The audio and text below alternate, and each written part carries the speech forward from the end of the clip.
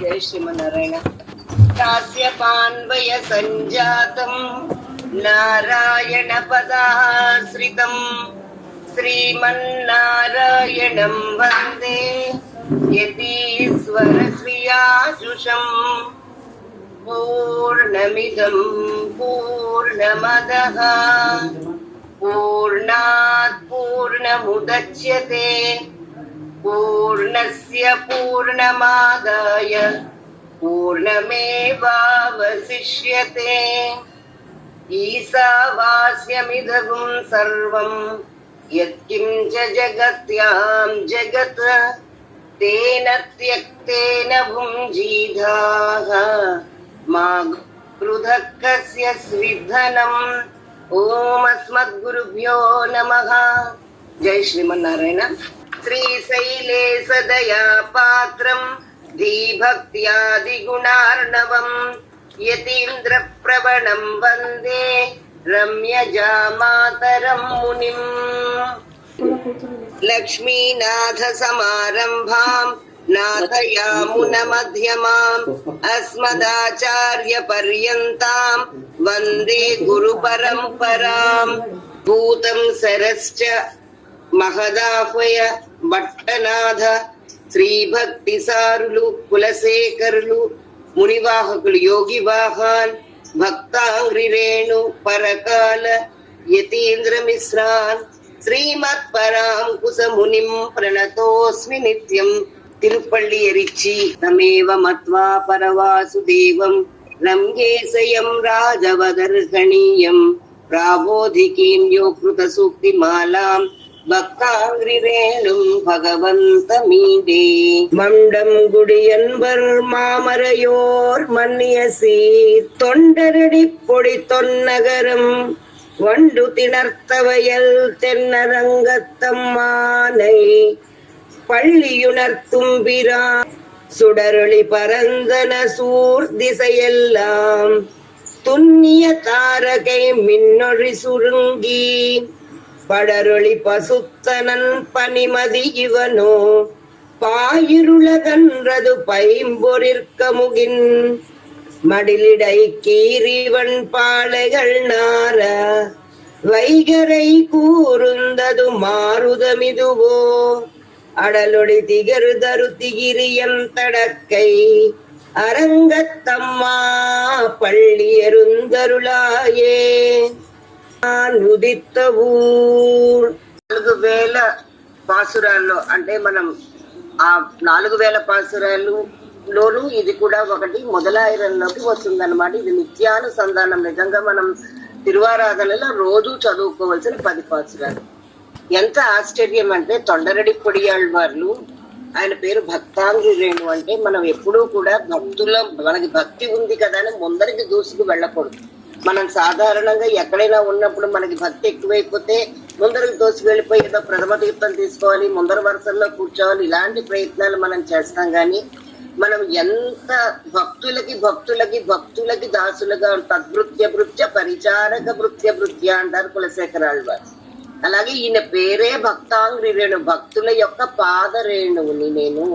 తొండరడి పొడియాళ్వార్ అంటే తొండరడి వాళ్ళ యొక్క భక్తుల యొక్క పాదాలకి తొండరడి పొడి ఆయన యొక్క వాళ్ళ భక్తుల యొక్క పాదధూళి లాంటి వాళ్ళని అని ఆయనే నైత్యానుసంధానం చేసుకున్న మహానుభావుడు. ఆళ్వార్లు అంటే ఎవరు? వాళ్ళు అనాదిగా సుషుప్త అంటే మన జీవులందరూ కూడా ఈ అజ్ఞానంలో పడి కొట్టుకుపోతున్న ఈ జీవులందరినీ అందులో కొంతమందిని ఎంపిక చేసుకుని వాళ్ళని నిద్ర నుంచి మేల్కొలిపేట పెరుమాళ్ పరమపదనాథుడు. వీళ్ళని భక్తిలో ఆయనే ముంచి పైకి తీసి మన అందరికీ ఈ దివ్య ప్రబంధ 4000 దివ్య ప్రబంధాల్ని వాళ్ళ ద్వారా అనుగ్రహింపచేశాడు. అయితే ఈయన లేచారట. లేచి చూసి పెరుమాళ్ళ దగ్గర చూసేసరికి ఆయన యోగ నిద్రలో ఉన్నారు. ఆయన యోగ నిద్రలో ఉండేసరికి ఈయనకు అనిపించింది, నన్ను ఇంత కనికరించి నా మీదంత దయ చూపించి నన్ను నిద్ర తట్టి లేపారే, ఆయన నిద్రపోవడం ఏమిటి, ఆయన యోగ నిద్రలోకి వెళ్ళడం ఏమిటి అని ఆయనకు సుప్రభాతం పళ్ళి ఎరుందరులాయే లేవయ్యా అని చెప్పేసి తన్ని లేపిన పరమాత్మని మళ్ళీ లేపారు తొండరడి పొడియాళ్వార్లు అని చెప్పేసి మనకు విశేషంగా పెద్దలు చెప్తూ ఉంటారనమాట. నిన్నటి పాసురం మనం తెలుసుకున్నాం. ఎలాగైతే రాజులు వీళ్ళందరూ కూడా ఏనుగులతో వచ్చి వాయిద్యాలతో వచ్చి నువ్వు చూస్తున్న ఆ పడమర దిక్కు వైపు అక్కడ నిలబడి గుంపులు గుంపులుగా చేరి తోసుకుని వస్తున్నారు. సూర్యుడు ఉదయించాడు, చీకటిని పోగొడుతున్నాడు, పుష్పాలు మధువులతో అవన్నీ కారుతున్నాయి, మీ దృష్టి అందరి మీద ప్రసరింప చేయడానికి మీరు లేవవలసింది అని మొదటి 2 పాసురాల్లో సూర్యుడు ఎలా ఉదయించాడో, మెల్లగా మల్లె తీగల నుంచి ఎలాగ వస్తున్నాయో ఇవన్నీ కూడా గాలి ఆ వాసనలు అన్నిటినీ కూడా స్మరించి, అలాగా గజేంద్రాళ్వాన్ యొక్క పాదాలను రక్షించిన స్వామిని ఆశ్రయిస్తున్నాను అని 2వ పాసురంలో చెప్పి, ఇప్పుడు தொடரொளி பரந்தன சூட்டிசை எல்லாம் புண்ணிய தாரகை மின்னொளி சுரங்கி படரொளி பசுத்தனன் பதிமதி இவனோ பாயருடகன்றது பைம்பொறிற்க முகின் மடலிடை கீழிவன் பாளைகள் நாரா வைகரை கூர்ந்தது மாறுதமிதுவோ அடலொளி திகிரியம் தலக்கை அரங்கத்தம்மா పళ్ళియరుందరులాయే. ఇదంతా ప్రకృతి వర్ణన. మొదటి పాసురంలో ఏమని చెప్పారు? కదిరవన్ కులదిసై చిగరం బంధన ఇందాన్, సూర్యుడు మెల్లిగా శిఖరం పైకి వస్తున్నాడు అని చెప్పారు. అంటే ఇప్పుడు ఇంకొంచెం సమయం ముందరకు వెళ్ళినట్టుగా భావిస్తూ సుడరొళి పరందన సూర్దిసై ఎల్లాం అంటే సూర్యుడి కిరణాలు, అంటే ఇప్పుడు సూర్యుడు బాగా పైకి వచ్చాడు, ఆయన కిరణాలు పరందన విస్తరించి ఉన్నాయి, ఆకాశంలో విస్తరించి ఉన్నాయి. తున్నియ తారకై మిన్నొళి సురంగి అంటే బాగా విస్తరించి ఉండడంతో అప్పటిదాకా నక్షత్రాలు వెలుగుతూ ఉన్నాయి కదా, ఆకాశంలో ఉన్న నక్షత్రాల యొక్క వెలుగు క్షీణించసాగింది. అంటే సూర్యుడు పైకి వచ్చాడు. పడరొళి పసుత్తనన్ పదిమది ఇవను, ఈ చల్లటి చంద్రుడు అంటే రాత్రి నుంచి పగలకి ఎలాగ మారుతుందో కాలం, ఒక్కసారి మనం ఎంతమంది దీన్ని మనం చూసుకుంటామో తెలియదు కానీ మనకు తొండరడిప్పొడియాళ్ళు వారు చాలా అందంగా దీన్ని దర్శింపజేస్తున్నారనమాట. సూర్యుడు అలా మెల్లిగా శిఖరం నుంచి పైకి వచ్చాడు, ఆయన కిరణాలు అంతా వ్యాపించి ఉన్నాయి. ఆయన కిరణాలు ఒకసారి వ్యాపించేసరికి ఏమైంది? నక్షత్రాల వెలుగు తగ్గిపోతోందిట. పడరొళి పసుత్తనన్ పనిమది ఇవను, చాలా చల్లటి కిరణాలను ఇప్పటిదాకా ప్రసరింపజేసిన చంద్రుడు కూడా పసుత్తనన్ తన తేజస్సును కోల్పోయి పాయురుడగన్ రదు అంటే అప్పటిదాకా బాగా ఏం వ్యాపించింది? ఎంత చంద్రుడు ప్రకాశిస్తున్నా, ఎంత నక్షత్రాలు ప్రకాశిస్తున్నా కూడా దట్టమైన చీకట్లు ఉన్నాయి. కానీ ఎప్పుడైతే సూర్యుడు పైకి వచ్చాడో ఆ చీకట్లన్నీ తొలగిపోయాయి. ఇక తర్వాత పాయరుడగన్ రదు పైంబొరిర్క ముగిన్ అంటే హరితవనాలు, అంటే పచ్చటి పూదోటలు ఉన్నప్పుడు ఇక్కడ ఒక అందమైన, అంటే మనం ఎక్కడా కూడా ఏ కవిత్వంలోనూ మనం చూడని ఒక దాన్ని ఈయన చెప్పుకొస్తున్నారు. ఏంటి? పైంబొగిల్ కముగిన్, ముగిన్ అంటే వక్క చెట్లు. మనం ఎప్పుడు కూడా ఈ వక్క చెట్లు ఎలా ఉంటాయి అన్నది మనకు, నా దాసరాలకైతే అంత ఐడియా లేదు. కముగిన్ మడిలిడై కీరా అవన్నీ కూడా వాటి యొక్క పరిమాణాలు విస్తరిస్తున్నాయి. వన్పడై గండ్ల వన్పాళై గన్నారా అంటే ఆ ఒక్క చెట్ల యొక్క సువాసనలు, ఆ వాసనలు వస్తాయి. ఇందాక మల్లెపూలు అంటే చక్కటి చల్లటి, అంటే మల్లెపూలు అంటే మన అందరికీ తెలుసు, కానీ ఈ ఒక్క చెట్ల నుంచి వచ్చే వాసన మనకి అంతగా తెలియదు, కానీ అది బ్రహ్మాండమైన వాసన వస్తుంది కాబోసు. అడలొడి తిగిరియం దడక్కై అంటే మంచి సువాసన అట, చాలా మంచి సువాసన వస్తుంది.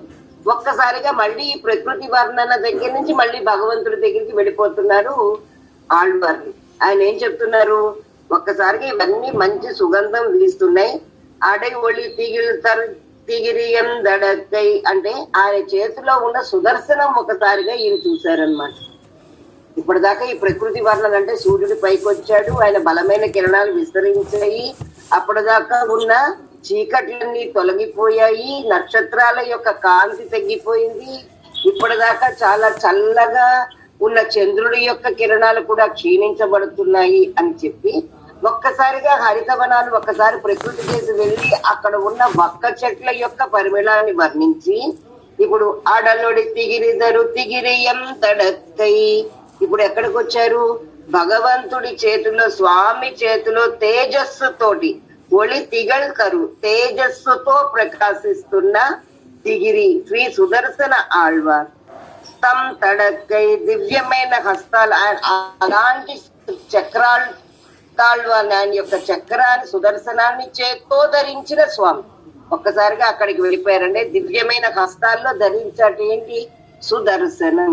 దాని పేరే సుదర్శనం అన్నమాట.